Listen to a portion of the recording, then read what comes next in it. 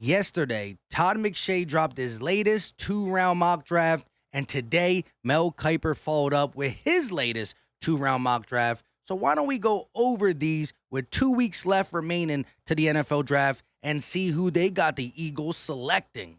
This is Philly Talk with Philly Mike. Talking sixes in the bird gang, that's our life. Competition, we ain't scared, yeah, that's what we like. Win or lose, you know we showing up and we gon' fight. You see we strive for the sky every day that go by. And every single week we screaming fly, Eagles fly. This is Philly Talk with Philly Mike, yeah.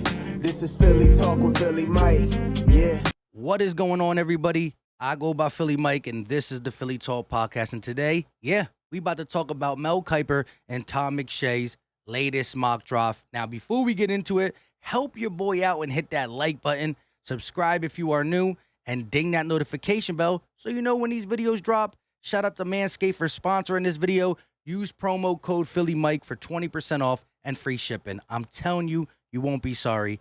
Get 20% off, free shipping. It's good stuff. Now, these two been doing this for a while, and everybody makes mock draft nowadays, but Mel Kiper and Todd McShay, they talk to scouts, they talk to organizations, they hear more than what we hear. They got a better feel on who's dropping where and who really wants what. Now, they're not always right, they're not always wrong, but with 2 weeks left, I'm interested to see what they got us picking. It's a two-round mock draft, so it's 15, 18, and 51. We're going to start out with Todd McShay, since his was yesterday, and at 15, he got us picking Trent McDuffie, cornerback out of Washington. Now, this is what he says. The Eagles still have 2 picks in the first round. And the first one is an instinctive, hard-hitting corner. There isn't a better tackling cornerback in the entire class than McDuffie, and he has the speed to stay with receivers and limit big plays. With Darius Slay on the other side, Philadelphia could have one of the top cornerback duos in the league. Now, of course, Philly Mike loves Ahmad Garner. Philly Mike loves Derek Stingley. I do like Booth Jr., Kyer Alam, Roger McCreary, Kobe Bryant, but them two a little bit later. Trent McDuffie, I know, is the first-round talent. His size worried me, and I wasn't really big on him. I just started watching a little bit more, and I'm going to finish his tape up because there's a real possibility we take him, especially if Stingley and Ahmad Gardner's off. And Todd McShay got us taking him with the 15 overall pick. Now, let's go to number 18. Todd McShay got us drafting Devin Lloyd, inside linebacker out of Utah. This is what he says. Yes, the Eagles typically pass on off-ball linebackers in round 1, but they need one, and Lloyd, a potential immediate high-impact starter, is sitting there on the board. A former safety, Lloyd flies all over the field and does a little bit of everything. He's had 99 tackles, 18 tackles for loss, and 4 interceptions last season. And we all know, 40 years it's been. But could Howie Roseman, after last year doing BPA, say, dang, 18. Lloyd might be the best one on the table. Let's pick him. Let's give the fans what they want. It's not something I would bet on. But if he goes BPA and he's the best player available, you never know. Last but not least, for the 2-round mock draft, Todd McShay got us drafting David Ojabo, outside linebacker. That's what they call him at Michigan, but he's our edge. He'll be the defensive end for the Philadelphia Eagles at 51 with our second-round pick. The Eagles traded one of the 3 first-round picks, but they end up with a first-round talent in round 2 anyway. Of course, Ojabo tore his Achilles at Michigan's Pro Day, and Philly can't expect to see him much, if at all, this season, but he has a lot of upside. And his speed and suddenness cause offensive tackles a lot of issues. If the Eagles can wait out his recovery, this could end up being a huge win. So, you're looking at Todd McShay drafting us a corner, a linebacker, and a defensive end. I can't say I'm mad at them positions. I think if Ojabo falls to 51, the Eagles really might pull the trigger. Just remember, before the Achilles, the Eagles were talking about possibly trading up for Ojabo and definitely taking him at 15. Once his Achilles happened, then you heard the Jordan Davis talk. Then you heard the Devontae Wyatt talk. you started hearing other talk, but Ojabo was a Eagle favorite from the get-go. And LB said something pretty interesting on the stream last night, right? If we get a defensive lineman, who's to say Brandon Graham don't come back stronger and Josh Sweat don't show what he can do in the offseason, that whoever we draft, although they're a first-round talent, what if they're backing up Josh Sweat, backing up Brandon Graham for this year? We know Derek Barnett is back. He's not a starter. He better not be a starter. He better be a rotational piece. But a guy might be a rotational piece year one until Brandon Graham's gone anyways. So this could let David Ojabo rest and become the player he is supposed to be. Now, that's Todd McShay's.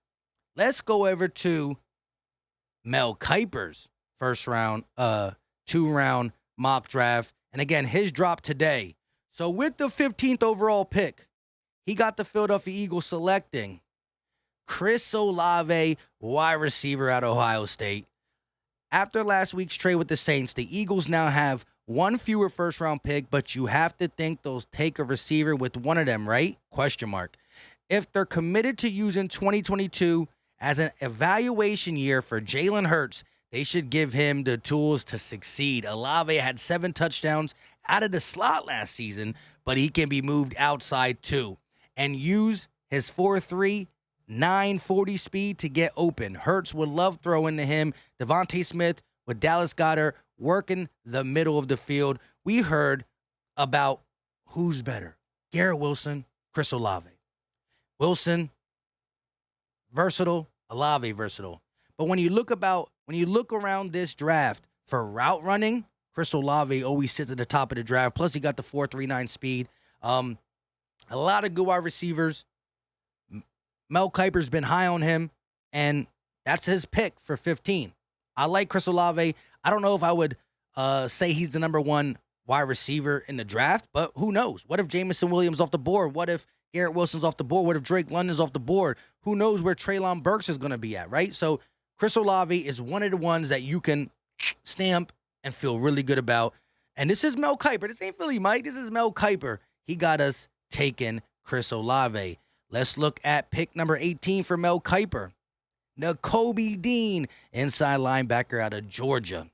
He said, I see a massive void in the middle of the Eagles' front seven, and we're getting to the point in this draft in which off-ball linebackers will be taken. I have Devin Lloyd just ahead of Dean in my rankings, not me, Mel Kiper.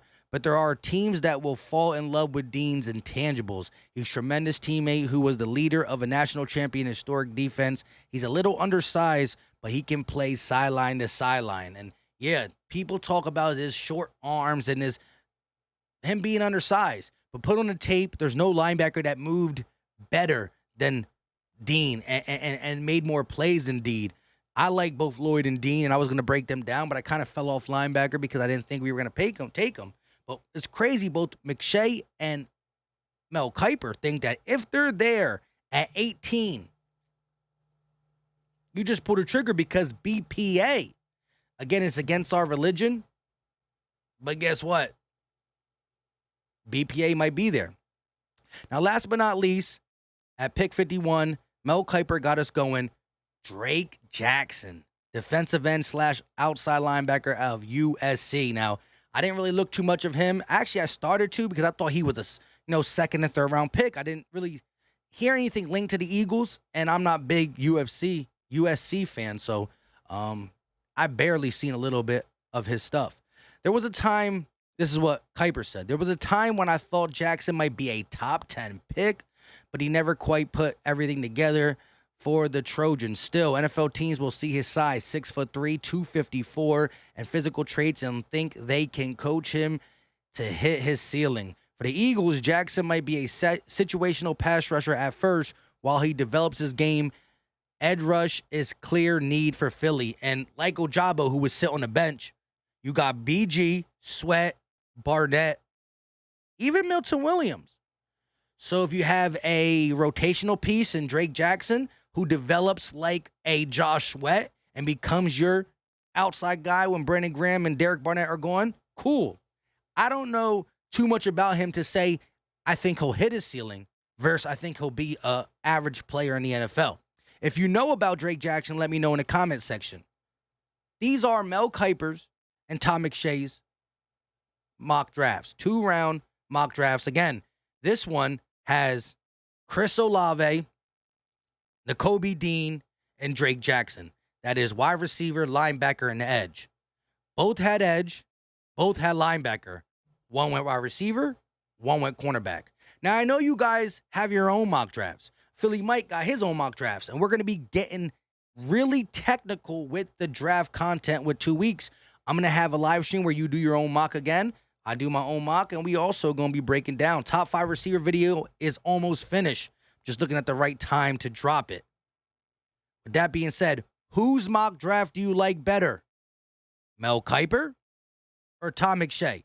I know you guys are going to say you might not like one piece on each of them, but if you had to just pick, I like 2 out of the 3 other. But if you had to pick Mel Kiper or Todd McShay, whose is better? Not saying you love it, but whose is better? Let me know in the comment section. Also, tell me who you would like to, but let me know who you like better. Until next time, you know what time it is. We out.